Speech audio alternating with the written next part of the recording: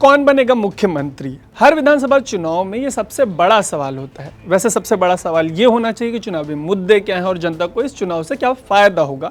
लेकिन हर चुनाव की तरह मई में होने वाले कर्नाटक विधानसभा चुनाव में भी मुद्दा यही है कि राज्य का अगला मुख्यमंत्री कौन होगा। लेकिन वहां सरकार चला रही बीजेपी हो या कांग्रेस हो, कोई बताने को तैयार नहीं है कि उनका सीएम कैंडिडेट कौन है। क्या है इसके पीछे की वजह, बताते हैं आपको इस स्टोरी में। लेकिन सबसे पहले ऐसी ही स्टोरीज के लिए आप अनकट को फेसबुक, यूट्यूब और इंस्टाग्राम पे फॉलो और सब्सक्राइब जरूर कर लीजिएगा। तमाम स्टेट इलेक्शंस की तरह बीजेपी ने कर्नाटक चुनाव में भी इसका ऐलान नहीं किया है कि उनका सीएम कैंडिडेट कौन है। हाँ, ये जरूर बताया है कि सीएम बसवराज बोम्मई के नेतृत्व में अगला चुनाव लड़ा जा रहा है, लेकिन ये तय नहीं है कि अगर पार्टी जीती तो बोम्मई फिर से सीएम होंगे या नहीं। बीजेपी का कहना है कि सीएम का फैसला चुनाव जीतने के बाद होगा।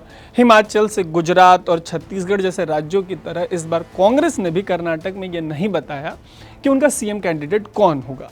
एक तरफ बीजेपी कई खेमों में बटी हुई है तो दूसरी तरफ कांग्रेस के खेमों का भी खुला खेल फारूखाबादी चल रहा है। कर्नाटक कांग्रेस अध्यक्ष डीके शिवकुमार और राज्य के पूर्व सीएम सिद्धारमैया खुलेआम अपनी दावेदारी पेश कर चुके हैं, लेकिन पार्टी आलाकमान ने इस पर चुप्पी साध रखी है। ऐसे में कर्नाटक की जनता के लिए ये चुनाव ऐसा चुनाव है जिसमें यह साफ नहीं है कि उनका सीएम कौन होने वाला है और इन्हें किसके चेहरे पर वोट करना चाहिए।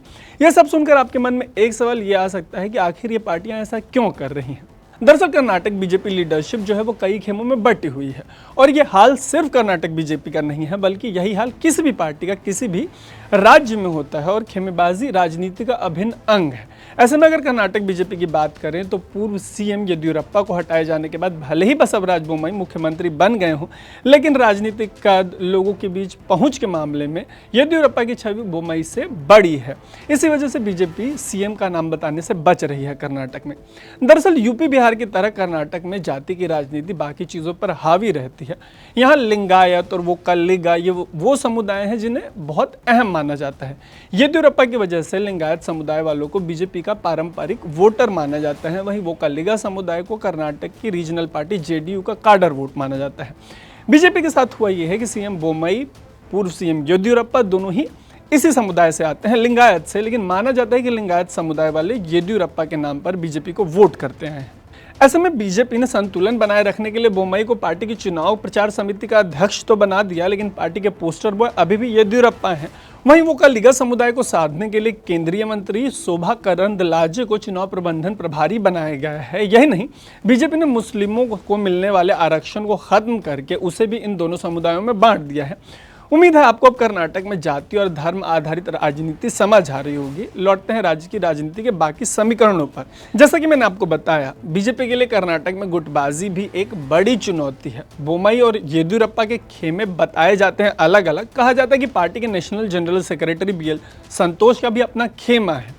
बाकी इन नेताओं और इनके खेमों के अलावा भी कई ऐसे नेता हैं जो सीएम पद पर अपनी नज़र गड़ाए बैठे हैं। ऐसे में अगर बीजेपी किसी नेता का नाम आगे बढ़ाती है तो खेमेबाजी का नुकसान चुनाव हार कर उठाना पड़ सकता है। यही हाल कांग्रेस के साथ भी है। ऊपर से बोम्मई सरकार पर लगातार भ्रष्टाचारी होने के आरोप लगते रहे हैं। आरोप लगे हैं कि सरकार में बिना 40% कमीशन के कोई काम नहीं होता। ऐसे आरोपों की वजह से बीजेपी के सरकार में मंत्री रहे के ईश्वरप्पा को इस्तीफा देना पड़ा था। ऊपर से 2023 के इस चुनाव से ठीक पहले बीजेपी के विधायक को रिश्वत लेने के मामले में गिरफ्तार कर लिया गया, जिससे बीजेपी बैकफुट पर चली गई।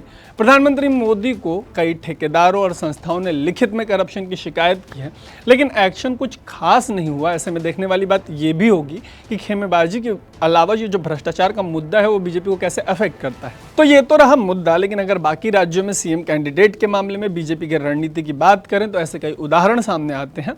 ऐसा उदाहरण है हाल ही में गुजरात चुनाव से लेकर हिमाचल तक तमाम उदाहरण मिलते हैं।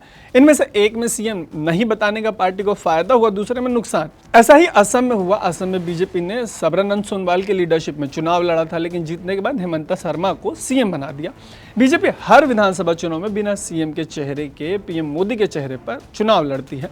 सिर्फ यूपी इस नियम का अपवाद है, जहां योगी आदित्यनाथ के चेहरे पर पिछला चुनाव लड़ा गया था। हालांकि पिछले से पिछले चुनाव यानी 2017 के यूपी विधानसभा चुनाव में यह बिल्कुल साफ नहीं था कि आदित्यनाथ ही यूपी के सीएम होंगे। तब यूपी का चुनाव नरेंद्र मोदी के चेहरे पर लड़ा गया था। लौटते हैं कर्नाटक पर। बाकी राज्यों की तरह यहाँ भी बीजेपी पूरा चुनाव नरेंद्र मोदी के नाम पर लड़ रही है। कैंपेन के मामले में बोम्मई बनाम कांग्रेस की जगह मोदी बनाम कांग्रेस होता दिख रहा है। इसमें कुछ नया नहीं है। जैसा कि मैंने आपको बताया कि हिमाचल जैसे छोटे से राज्य में जो पार्टी का चेहरा थे वो नरेंद्र मोदी थे और स्टेट लेवल पर कोई चेहरा नहीं पेश किया गया था। वहीं चेहरे के मामले में कर्नाटक में कांग्रेस का भी यही हाल है। पार्टी में गुटबाजी अपने चरम पर है। शिव कुमार और सिद्धारमैया का युद्ध खुले में चल रहा है। दोनों ही नेता सीएम बनने की दावेदारी पेश कर चुके हैं और सीएम फेस अनाउंस करने के मामले में कांग्रेस का वही हाल है जो बीजेपी का। कांग्रेस ने वो कलिगा समुदाय से आने वाले डीके शिव कुमार को पार्टी की कमान दे रखी है। वहीं कर्नाटक के मजबूत ओबीसी चेहरे और कोरबा समुदाय से आने वाले सिद्धारमैया के सहारे दोनों समुदायों को साधने की कोशिश कर रही है कांग्रेस। वैसे कांग्रेस के अध्यक्ष मल्लिकार्जुन खड़गे भले ही सीएम कैंडिडेट नहीं हो, लेकिन अगर पार्टी सत्ता में आती है तो सीएम कौन होगा इसका फैसला उन्हें भी करने को मिल सकता है। कर्नाटक में खड़गे अनुसूचित जाति से आने वाले सबसे बड़े नेता हैं कांग्रेस के और इन्हें पार्टी किनारे नहीं लगा सकती। आपको पता होगा कि वो पार्टी के अध्यक्ष भी हैं।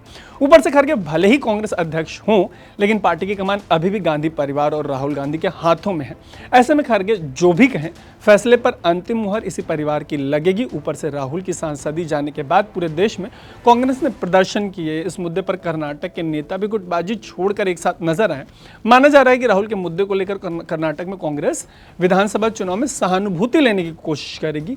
कैंपेन के मामले में राहुल गांधी और नरेंद्र मोदी दोनों ही 9 तारीख को कर्नाटक पहुंचने वाले हैं और राहुल का कैंपेन तो उसी कोलार से शुरू होने जा रहा है जहां उन्होंने मोदी सरनेम वाली टिप्पणी की थी, जिसकी वजह से उन्हें 2 साल की सजा हुई और सांसदी चली गई।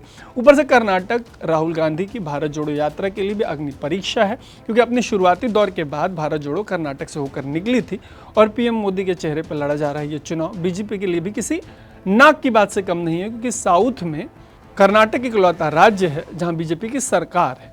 ऐसे में देखने वाली बात होगी कि बिना सीएम के चेहरे की इस लड़ाई में किस पार्टी को फायदा होता है और किसे नुकसान होता है। जैसा भी होगा 13 मई को जो नतीजे आने वाले हैं उसमें आपको जरूर बताएंगे। मीनवाइल ऐसे ही डिटेल्ड एक्सप्लेनर्स के लिए आप अनकट को फेसबुक, यूट्यूब और इंस्टा पर फॉलो और सब्सक्राइब करना मत भूलिएगा। देखते रहिएगा अनकट। मेरा नाम है तरुण।